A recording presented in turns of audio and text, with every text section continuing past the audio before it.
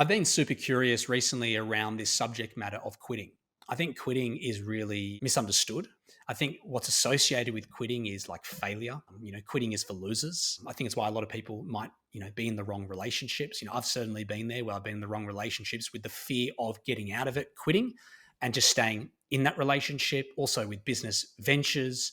I think a lot of people, including myself, have stuck with things for too long where we could have just pulled the plug out and quit earlier. And so I actually think quitting is for winners. I think the smartest people in the world know when to quit the right stuff at the right time. And I think it all comes down to, not having frameworks, not having a framework to be able to assess around when to actually quit something. Like imagine that job that you might have had growing up, you actually quit it a few years early. Or that business venture, that business startup, you were able to pull the plug a lot earlier on and just wind up the business rather than just grinding it out for another 2 more years where you essentially wasted 2 years. Obviously there's learning that you can attribute there, but you had an understanding that it wasn't going to work, but you just stuck with it because you were fearful of quitting. So there's a great book that I came across called The Dip by Seth Godin. It's all about knowing when to quit, and it's all about celebrating quitting, right? Not associating quitting with losers. And so Seth Godin breaks it down into 3 areas, which I think is a really great framework that has helped me understand it a lot better, which I think could help you as well. So the 3 areas that he breaks down quitting is: 1 is the dip, 2 is cul-de-sac, and 3 is what he calls the cliff. So let's talk through the ladder, the cliff. So the cliff is really where you are working on something or you're working in something and there's no end in sight. Like it's not going to work and it's not going to work. Like that job you're in, like you're not under any circumstance going to be there in 2 years or 1 year.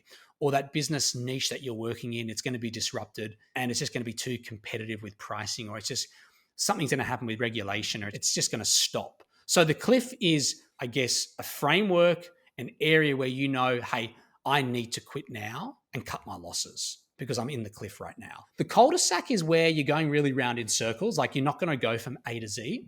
Like you're going to make progress, but you're really not going to be able to take what you're doing to a particular level. And for whatever reason, there could be a blockage there and you're actually aware of that. And then what you need to do in the cul-de-sac is actually manage your opportunity costs by just sitting there. So sitting there for 2, 3 years or 4 years or 5 years, knowing that you're not going to be able to reach the full potential of what you're doing, that's where you're stuck in the cul-de-sac. The dip, on the other hand, is where it kind of moves and there's potentially short-term and medium-term pain, but the long-term benefit and gain is going to outweigh, for example, that short-term and medium-term pain. And you need to stick with it, for example. And so it's, for example, not worth quitting, okay?